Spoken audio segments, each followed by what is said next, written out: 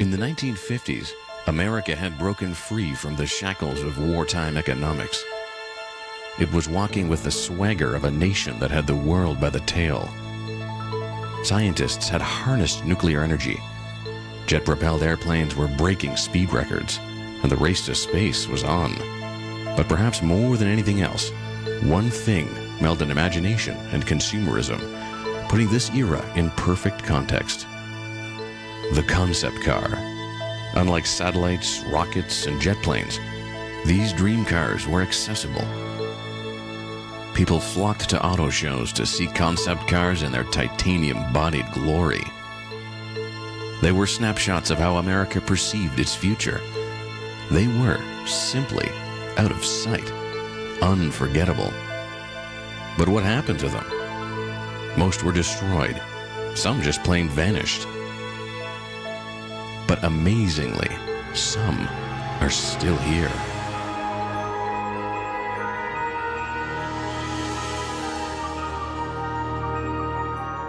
The mood in America was anything could be done, and we were going to prove that it could be done. When you look at this car, it's got some wild features that are way ahead of its time. The XP-300 reflects an engineer's view. It is just full of all kinds of technological innovations. It was about the wow factor, it was about cool, it was just about really good styling and a way to come back after World War II when automobile production had been stopped. This was a way of declaring that General Motors was back. Reintroducing the 1951 GM LeSabre and the 1951 Buick XP-300.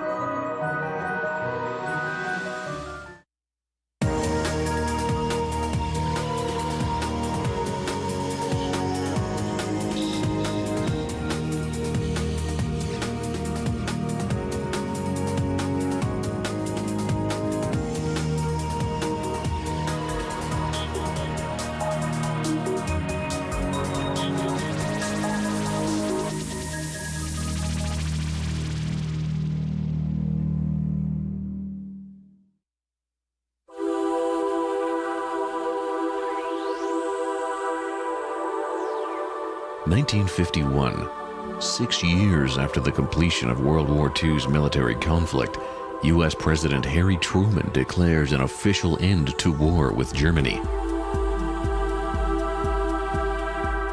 That same year, 20th Century Fox releases the film The Day the Earth Stood Still and fuels the flames of science fiction fascination. Americans are no longer thinking about the past. They're moving on, dreaming of the future and what it might hold. And the automotive industry starts turning dreams into reality, right on cue. This is the 1951 LeSabre by General Motors. The mood in America was anything could be done, and we were going to prove that it could be done. When you look at this car, it's got some wild features that are way ahead of its time.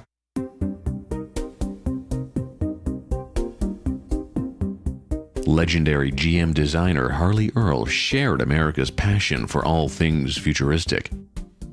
Earl's hunger to design a truly extraordinary dream car was as strong as the public's hunger to see it. I think Harley Earl always had a fascination for sleek fighter jet aircraft, or sleek aircraft in general. In 1951, jets were fairly new, so it was natural for that to transform into car design. And much of the jet aircraft design that you see in this car was on the jet aircraft of the day.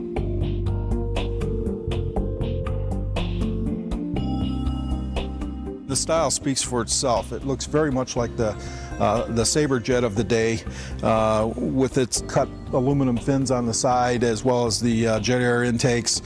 Wraparound windshield, first use of a wraparound windshield in an American car. Even the vents that open up on the hood are very much aircraft inspired.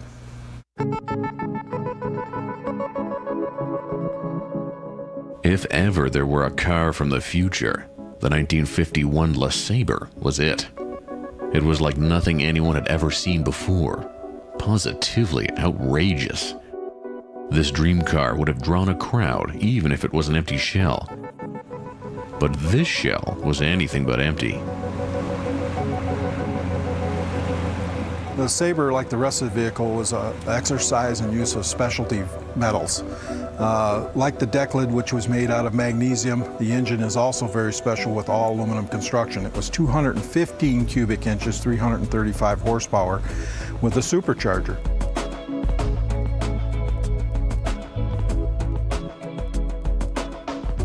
Also on the LeSabre are two hidden doors, one that houses 20 gallons of gasoline and the other alcohol.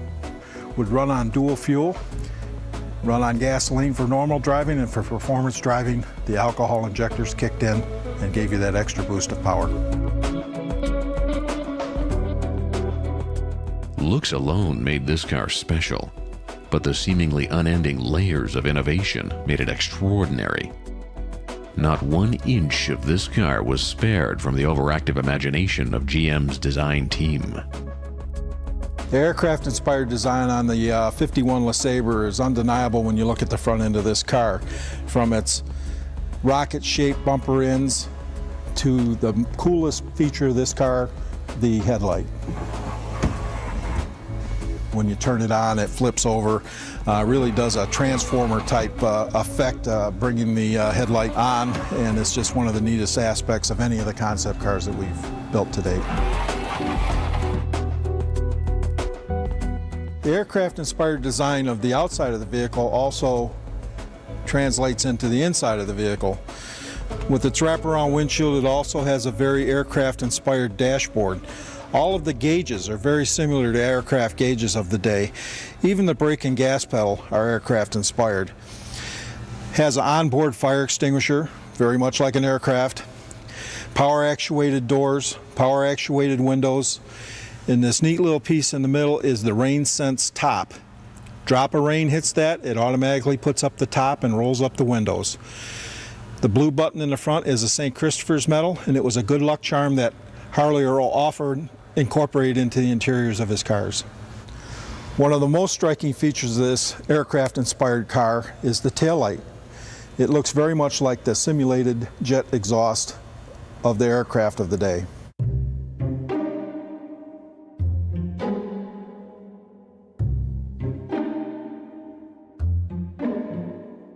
Part of what gave the 1951 LeSabre its legendary status was the timing of its release. This dream car took enthusiasts on a trip at a time when they were more than ready to go on one. But would this ultra-modern spectacle ever take a trip to the assembly line? Like any of our concept cars, we take a certain amount of license that you cannot take in production. Some of that is ground clearance, some of it is safety, some of it is just pure practicality. So these cars press the envelope on all those things, design, safety, and performance. It just was not ready for production use at this time. I think this car was a halo car for General Motors just because it showed the wild and outlandish things that could possibly be done on the automobile. It really pushed the envelope on accessorizing the automobile and some of the engineering features that we enjoy today. This revolutionary concept car became a predictor of the automotive future many times over. But in an era where countless concept cars were left for dead, the GM LeSabre was just too significant for the scrapyard. I don't think this car was ever destined for scrap. What happens with these very special cars, sometimes we donate them away to museums or loan them away to museums, but I think it was always considered to be a high watermark for General Motors as far as concept cars go. This car, in my opinion, is one of the all-time greats. This car really pushed the envelope as far as design cues and specialty options, and it's one of my favorites in here.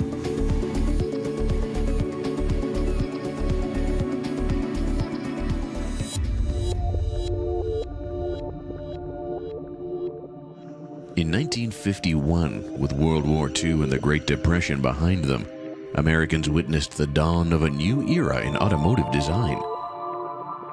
But at General Motors, design wasn't the only thing on the horizon.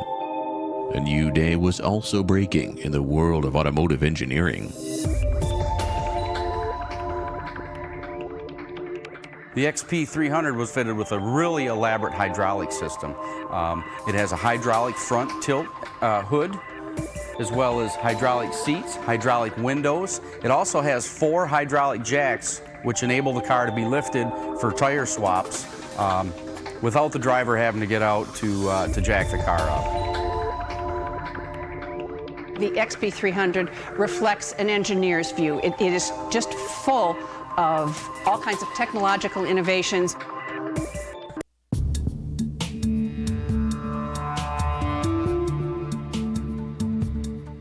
In 1951, a team of American physicists and engineers announced the invention of the junction transistor, an innovation that would go on to revolutionize the field of electronics.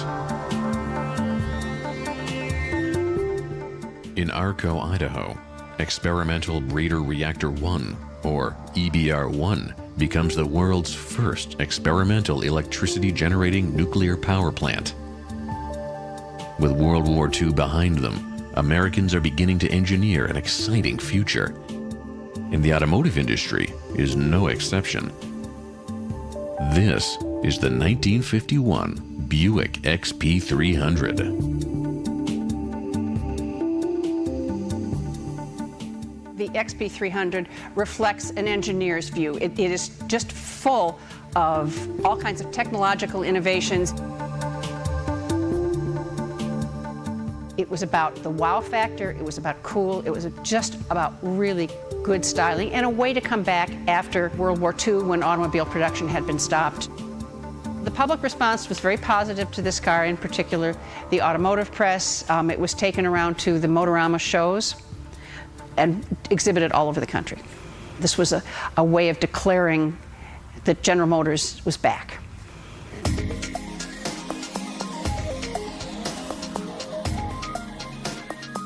After weathering the Great Depression and World War II, this long, luxurious concept car was a sight for sore eyes. But beyond its creamy white curves, the Buick XP-300 hit a bounty of refreshingly excessive peacetime engineering. It all starts with an innovative construction using aluminum and a steel-grade mixture known as chromoly steel.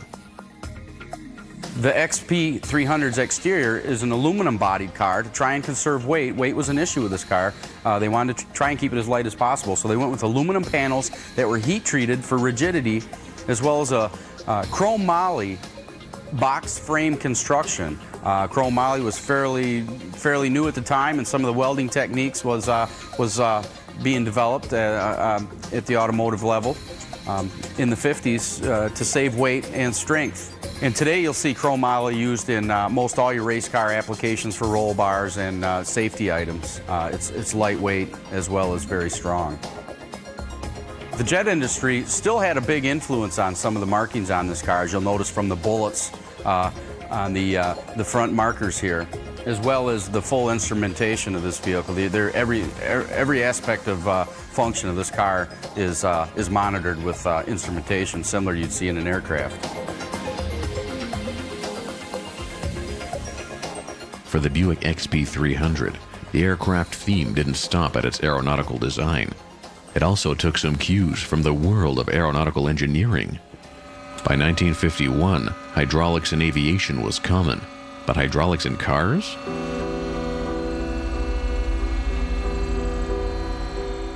This is equipped with a hydraulic tilt front end for easy access under the hood, as well as hydraulic seats, hydraulic windows, and hydraulic door locks. They actually, to tighten the body of this up for structural integrity, there's pins in the doors that when the doors are shut, they'll actually pin themselves, similar to something you may see on a race car application.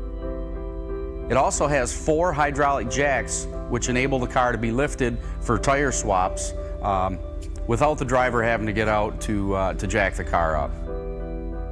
Another hydraulic feature of the XP-300 was the cooling vents in the hood. So as you're monitoring your gauges, if you noticed any increase in engine temperature, hydraulic switch, little actuator would open these up for additional cooling.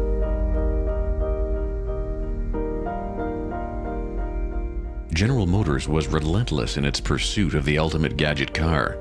But bells and whistles alone do not a car make.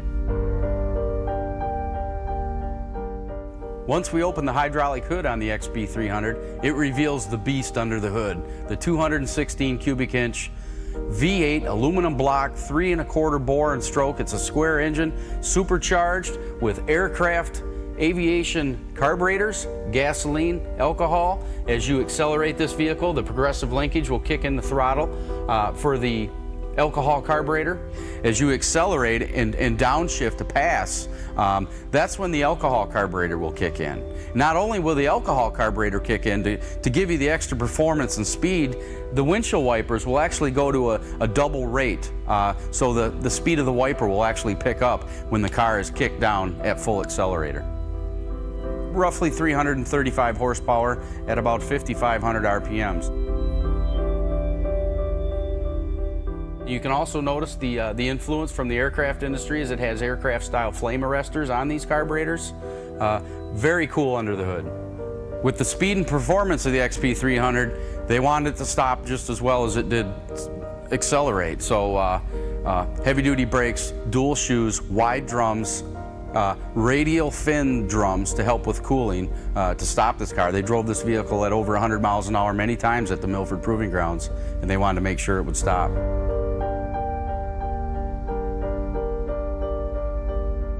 A couple other unique features of the XP-300 was its convertible top. Stowed away behind the driver and passenger seat, as well it was fitted with a one-piece hardtop.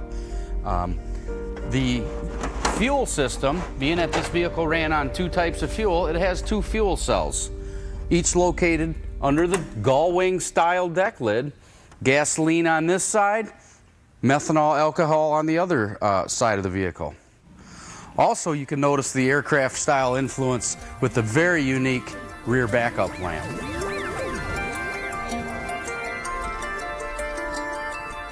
This concept car's design was striking. Its engineering was ingenious. The 1951 Buick XP-300 was a shining star. But unfortunately for this shining star, it wasn't going to be allowed to have all the glory. From the beginning, this automotive celebrity had to share the spotlight with an unlikely sibling.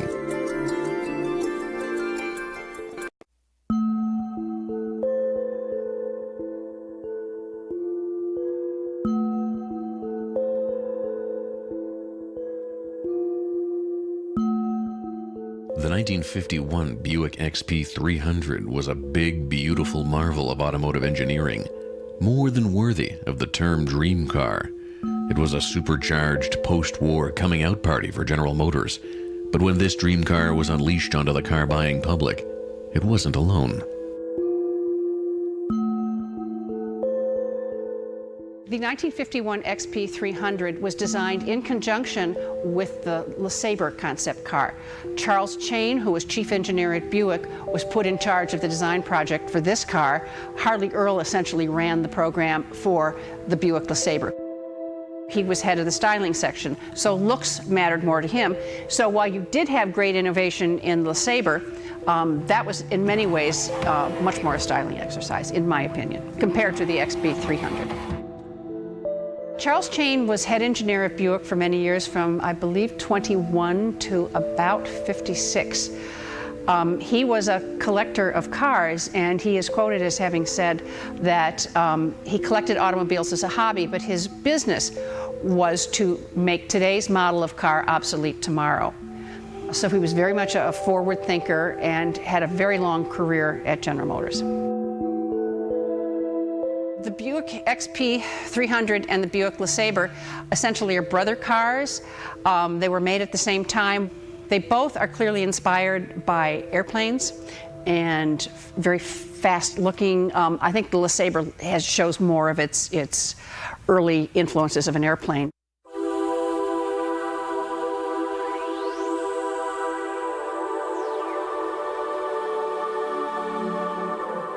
The Buick XP-300 had modern looks, but the LeSabre was in a league of its own.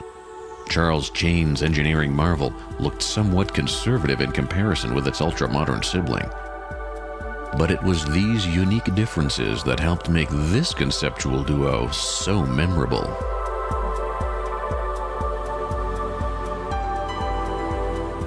I like the LeSabre. I just think the design of that is so cool. I just think it's beautiful. I like even the color of it. It's kind of a pale, slightly blue-green. It's just a beautiful car. I just respond to the lines of it. I like the XP-300 as well. I think that's a beautiful car. But I think of that more in terms of its technological innovation.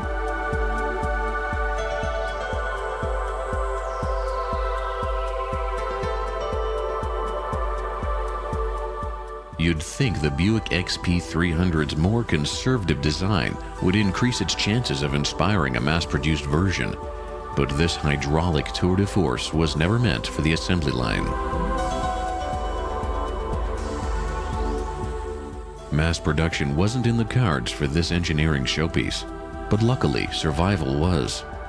The Buick XP-300 was spared from the junkyard. Since 1965, it's been in the protective hands of the Alfred P. Sloan Museum's Buick Automotive Gallery in Flint, Michigan. In 1965, the museum acquired the XP-300. At that time, there wasn't any plans for it to be destroyed. I think it's because of all the different features and technological advances that came with the car. When we got it, it was in pretty good condition, but over the years, from exhibiting it and it traveling to different car shows and other museums and things, it did experience some damage. In 2000, we repainted the car its original color and also repaired the interior work. I believe that the XP-300 survived simply because this was Charles Chain's baby. It really mattered to him what happened to this car, and I think that was appreciated. This was one of the earliest cars that was given to our collection, so we think someone at the styling department thought this car was definitely worthy of being saved.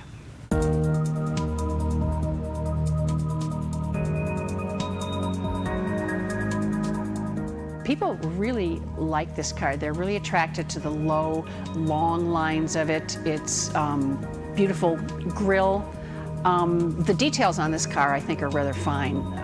That's one of the things I like to look at cars. It's the overall shape, the design, but then the small details make a difference, and this is just a beautiful car.